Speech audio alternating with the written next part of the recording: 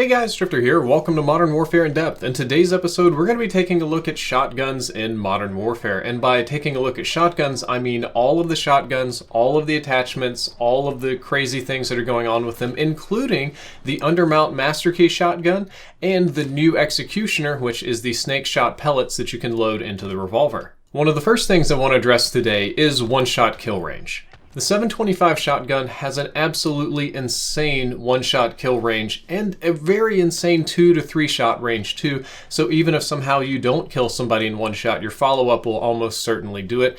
I was shocked when I tested this weapon and I found how strong and how crazy of a range it is. Near the end of the episode, we'll be talking about whether it's overpowered or not, but I want to show you my live reaction to testing the range on stream. It'll also double as the range test.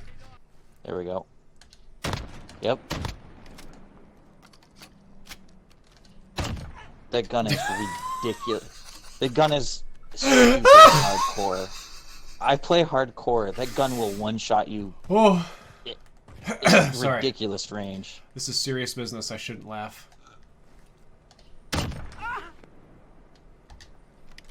What? Yeah, so that one's a little bit strong, but more to the factual part of this episode. All shotguns have a very long hit marker range, but they deal very little damage at those ranges. So you will get hits on people, but it can take 2, 3, 4, 5, 6 shots to kill. So just because you're getting a hit marker doesn't mean that you're dealing significant damage. The Model 680 one-shot range is about 8 meters, which is not what you're watching right now. This is sort of the hit marker 2 to 3 tap range so that you can see how far away you can actually hit people with this weapon. The one-shot range of 8 meters is this distance, which isn't too bad for shotguns, really in any Call of Duty game. It could be much worse, and I'm going to be doing all the testing here on Speedball because you guys understand the map really well. The R90 shotgun has great 2-shot range, like this right here. It can 2-tap people at incredible distances, and the one-shot range on the R90 is actually superior to the Model 680 by about 2 meters. It has about a 10-meter one-shot range, which in my opinion is crazy. And finally, the Origin 12 is a Skittle shooter. It shoots pellets, it shoots spit wads, it has a one-shot kill range of about 3 meters, and is a hit marker machine everywhere outside of that. One of the other things you guys might want to see is the maximum one-shot kill range of shotguns with their maximum length and pellet spread tightening attachments. So we're going to go through that very briefly. I'll be showing off the 2 and 3 shot ranges of weapons like the R90 as well. So none of these are the base weapons. All of these they've just been loaded down with attachments to increase their lethality, which is how most people will be using them.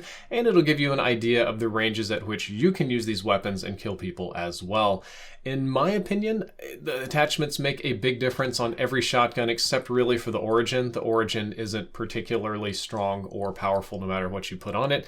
And putting the right attachments on the 725 makes it comical. You can pretty much cross-map people on any 2v2 gunfight map if you have the right attachments on this weapon. And that's not slugs, that's just regular old buckshot doing that. Like some, but not all of the past Call of Duty games, all shotguns in Modern Warfare have tighter pellet spread when you aim down sights. I'm going to show off all of those today. The Model 680 gets a noticeable gain, and since you're dealing damage per pellet, and as far as I'm aware in this game you don't have the flat damage bonuses, getting more pellets to hit somebody is incredibly important. The R90 probably has the biggest overall improvement. One of them is a super wide spread. The other one's actually pretty tight for a shotgun, and if the Model 725 wasn't crazy enough when you aim down sights, it is once again tighter and better than you would expect. The only weapon that, in my opinion, really isn't worth aiming down sights with is the Origin 12. You really don't get that much of a gain from ADS with this weapon. You get a little bit, like it's better than nothing, but it's not a whole lot better than nothing. So for this one, it's pretty much hipfire or bust all the way. And the same thing actually applies to the Masterkey shotgun. You can hipfire it, or you can aim down sights and shoot it, and it gets ever so slightly tighter. I'll go through a couple of tests with this one. Of note, all of the shotguns shoot 8 pellets, except for the Masterkey shotgun only shoots 4, but don't worry, it still deals very significant damage. We'll be talking about it more later. And don't forget about the Snakeshot pistol. This one is the same as all the others. You have a wide spread when you're firing from the hip, and you have a shockingly tight spread when you're aiming down sights. In my opinion, it's one of the best secondary weapons in the game when you put this attachment on it. Speaking of attachments, yes, shotgun attachments do matter for spread, range, sprint out times, and everything else. There's no placebos. I wanted to show you the Model 680 with a lot of attachments versus the Model 680 without a lot of attachments, and the difference is night and day. So kitting out your shotguns is important. You don't want to leave them naked, or else you will be naked in combat. On the topic of attachments, one thing that surprised me in Modern Warfare is that shotgun chokes don't have much effect on pellet spread. I really thought that the choke attachment, which in real life and in every other Call of Duty game would significantly tighten pellet spread, it would do that, you know, but in the game it doesn't really have that big of effect, and in my opinion, chokes are suboptimal attachments for your shotguns. Some of them have suppressors which increase range, or some other more unusual items which increase range or tighten pellet spread. In general, I would avoid the chokes unless you don't have other choices. One of the best things you can put on your shotgun, however, is the longer barrels. The longer barrels have a significant effect on reducing pellet spread and increasing range, so it's like a 2-for-1 attachment. You'll have more pellets hitting your target, and they'll be dealing more damage at longer ranges. So long barrels are just downright fantastic. Lasers have multiple effects as well, especially the green laser. They can tighten pellet spread significantly. They don't add any extra range to your weapon, but the lasers tighten pellet spread a lot more than any of the chokes do. And on top of that, the lasers can also significantly reduce your sprint out times. And if you're a shotgun user, you're going to be sprinting all over the map trying to flank people, so this is just a godsend. This will absolutely save your life.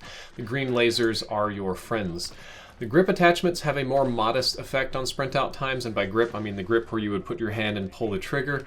They do affect sprint out times, they do matter, they are helpful, but they're not as impactful as the other attachments. We'll be getting into them in just a moment.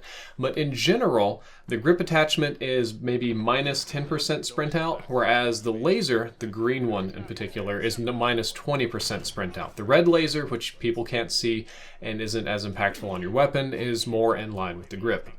On the topic of sprint out times, I measured all of them with every shotgun. The numbers you're about to see, regular numbers are the regular sprint out times, and the numbers in parentheses are when you're doing your super sprint, where you're just kind of carrying your gun on the right hand side.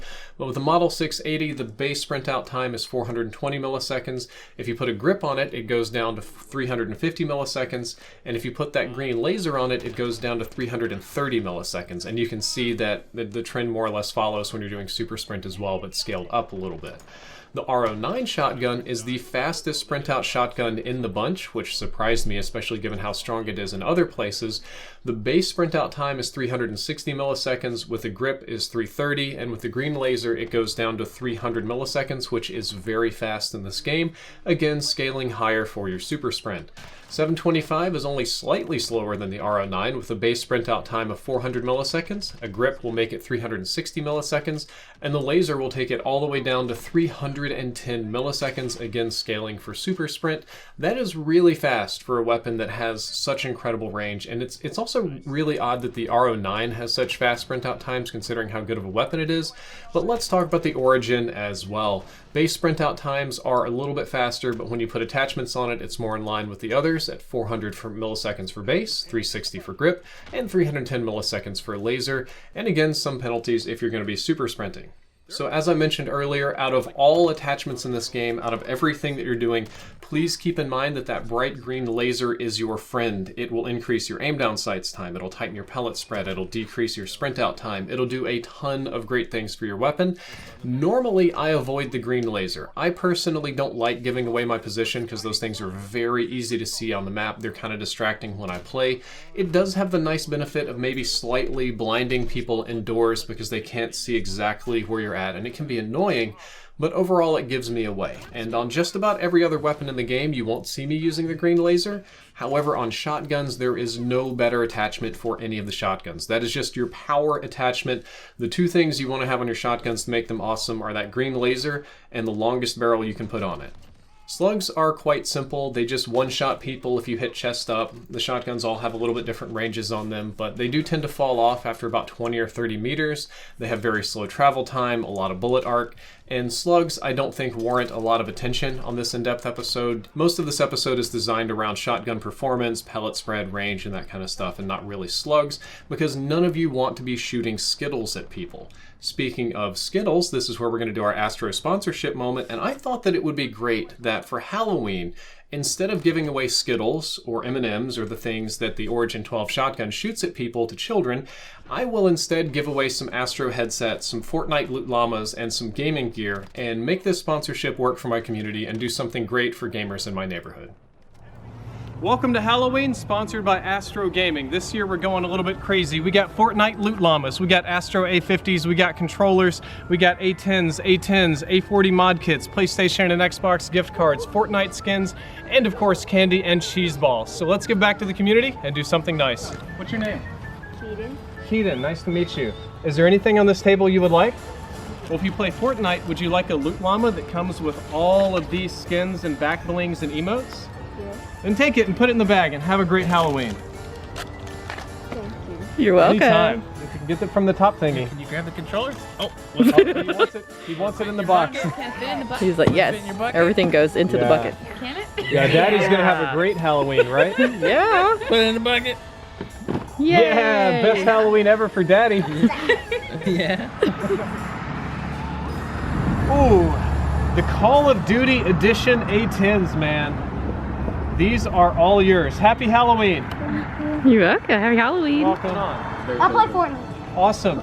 So would you guys like a loot llama or maybe a headset, or we have PSN gift cards so you guys can get skins? You guys want Fortnite skins? Or what are you feeling? What's this group want? Money for me. I want the llama. I like the Oh, that's what I'm saying, yeah. We don't have those, unfortunately. You get the headset. I want the llama. Take him! You can have it. There you go. The llama's for you, man. Say thank you. This is a custom controller from Astro. Put it in your bag. You can remap your buttons and everything. Yay. Let me take a picture of you, llama. Yeah. We're making sure that Halloween is great out here tonight. Yes, you are. Anytime.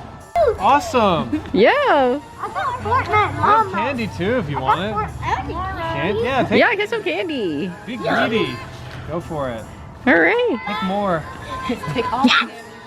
Yeah. Perfect. Okay. Well then, would you like wireless Astro A50s? What is that? $300 headset. Of course. Yeah, of course. Awesome. Give him a hug.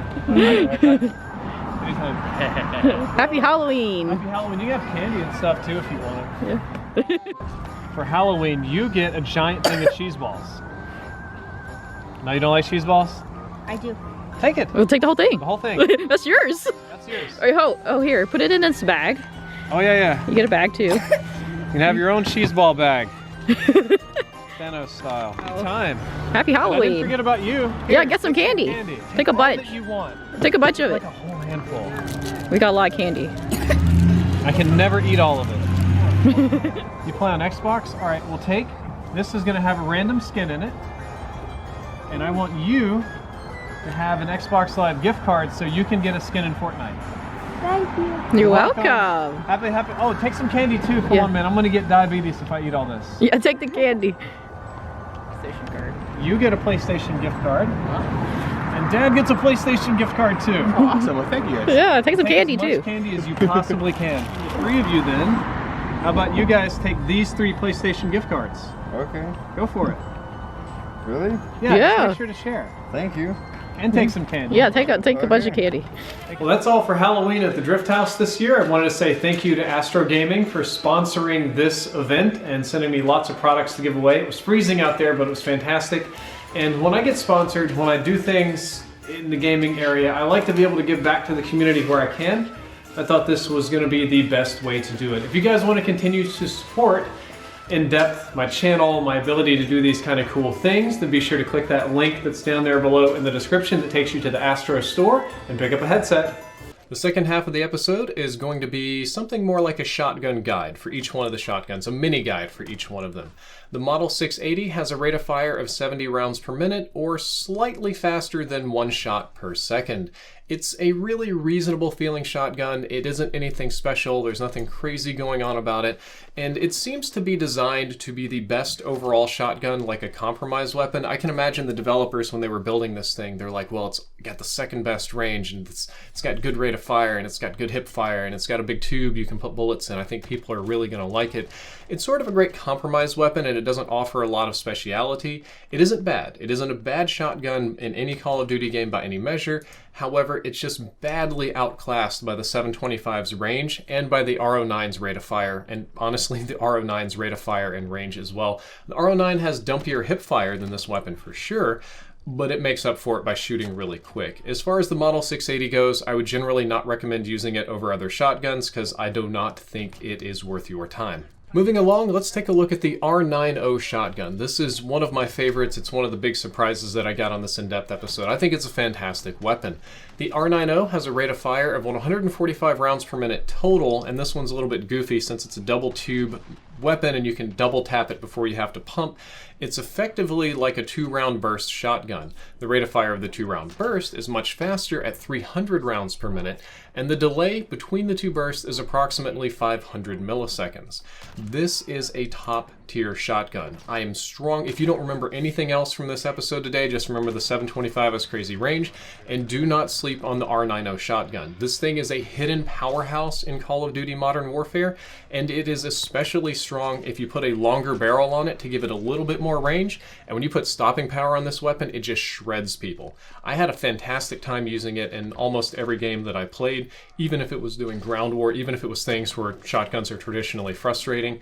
I think it may overall be a better weapon than the 725. The 725 just has crazy range, but it's really, really crazy. This one is an overall robust shotgun. Even J-Hub, who was helping me level this weapon, absolutely loved it, and I would strongly recommend the R90 shotgun for just about any situation. At last, it's finally time to talk about the Model 725. This shotgun has a rate of fire of 171 rounds per minute, which is pretty fast given its range and damage. However, that's only 2 shots. It is a 2-shot weapon before you have to reload it, and it's undoubtedly probably the best shotgun in the game. I know I gushed about the R90, and the R90 is a more robust weapon, but it is hard to downplay that range. It is hard to beat the crazy one-shot power that is the 725, and it's the best weapon in the game because it has insane range. That's all it is. It's really just kind of like an unbalanced weapon, like one of those Skyrim characters where you put all your points in one thing. The 725 put all of its points in range, and none of the other characteristics are particularly good about the weapon. In my opinion, it's best when you kit it for range. That's going to be I think that has like a monolithic suppressor that increases range, tighten spread, and damage. You put a longer barrel on it, you put the green laser on it, you put sleight of hand so you can reload really fast, and it turns into an absolute monster of a weapon. I know that the pre-order bonus version of this one is sort of the sawed-off shotgun that has like a really fast aim-down sights time so you can rush people, but in my opinion, that is the inferior choice to just having a really long-range shotgun, and I didn't have the best time running around, I believe it's called the hammer variant. Really wouldn't go that way, and I really kind of don't like shortening the barrels on any of the shotguns except maybe the Origin because it doesn't matter too much. Speaking of Origin, the Origin 12 has a rate of fire of 235 rounds per minute, which is a little bit slower than I would have expected, and it has an overall slow time to kill due to the extremely wide pellet spread and the overall low range. The Origin only gets marginal improvements from most range and spread improving attachments. There aren't many of them that really impact this weapon, or its one-shot kill, or its damage. It's pretty much just always going to be a spam weapon. If you're not spamming with this weapon, you're just not playing with it right. So in my opinion, this is one of the shotguns that's best when you kit for a fast aim down sights time and put the giant 25 round drum mag on it, though leveling up that high is going to be an absolute pain. If you just want to spam, if you don't believe in aiming, if you just want to run around and react fast and dump buckshot downstream and just don't worry about where it's going, sure, use the Origin 12. Me personally, I didn't like it. You'd think that this episode is over, but it's not. Let's not forget about the Undermount shotgun. This one is called the Deputy, the Masterkey, the Door Breacher, whatever you want to call it, but it is a really good weapon. It has a rate of fire of 235 rounds per minute, which is a little bit faster than I would have expected for this type of weapon. It's more in line with the Origin, and its damage is surprisingly good. You're going to get quite a few 1 to 2 shot kills with the weapon. The follow-up shots are quick. It's not difficult to use, and you can swap to it really fast. That's, I think, one of the biggest benefits of this weapon is that you can just hit the D-pad or your B button on PC and you just swap to it really, really fast. The downsides are that it only shoots 4 pellets, so sometimes the random spread may not work in your favor, and you only get 4 shots. As of now, I have not found a way to refresh the amount of shots in the Masterkey shotgun, which kind of stinks. I really wish I could refill those with scavenger and make it a lot more useful, but it is faster than swapping to any pistol. A lot of you like running various pistols. I think launchers are fantastic secondaries, but you can swap to this way faster than you can swap to a pistol, and it can be a really, really nasty gun in just the right situations. Speaking of pistols, we have one more to take a look at today, which is the 357 Magnum plus Snakeshot attachment. It's an ammo attachment that you have to be pretty high level to get, which is why my gameplay of it is just playing normal bots and speedball, because leveling up the Magnum that high almost made me want to kill myself. However, leveling it up that high makes it one of the best secondaries in the game, because it's essentially like the Black Ops 2 Executioner on steroids. And I want to really emphasize how strong the 357 Magnum Snakeshot is. It's probably a better shotgun than the Origin, to be frank with you. I think that you guys are going to have a miserable time leveling the weapon this high, but it's so good, it's so strong, and it shares all of the same attributes as the regular 357, so if you kit your 357 for range or for aim down sights time, where you put the match trigger on it so you can shoot faster, that'll improve your secondary shotgun. So guys, if you level that Magnum, you're going to get a very nice reward. And finally, here at the very end of the episode, we want to talk about this 725 just a little bit more. In my armchair professional opinion, I do believe that the 725 shotgun is overpowered, especially since you can run it with overkill, and people can also put on the fast weapon swapping attachment and just very quickly pull out this one-shot death stick. And if the developers of this game are going for realism, and we know that they are, yes, that's realistic. All of the shotguns in this game would murder you from like 70 yards away, no problems. None of these shotguns spread that far in real life. None of them are typically fired that fast in real life. None of them have bullets that disappear after 50 meters. I've fired weapons exactly like the 725 many times in real life, and I guarantee you that the range, even still in this game, is downplayed from real life. However, in the game, it's just too strong. In the context of this game, the 725 does need a nerf, and I don't like asking for nerfs that early into the series, but it's just unbalanced. It's ridiculously unbalanced. I think the best ways to nerf it, if any developer out there is watching, is obviously you could lower the range. You could make the range a little bit more sane, that would be great, but if you want to keep the sane range and realism, then this super long heavy gun you carry around should have a significantly slower swap time so that overkill boys can't break it out instantly. Or you can have a slower sprint out time, because since it's such a heavy weapon, you shouldn't be able to sprint around and pull it out the second fastest of all the shotguns. It should be really, really awkward to handle, or perhaps slower reload or something like that. But obviously, lessening the range is going to be the best one. And when it comes to what's the best shotgun to use, I'm going to recommend the 725 over just about anything. The R90 is a super strong, super close competitor. I was really shocked at how well it worked.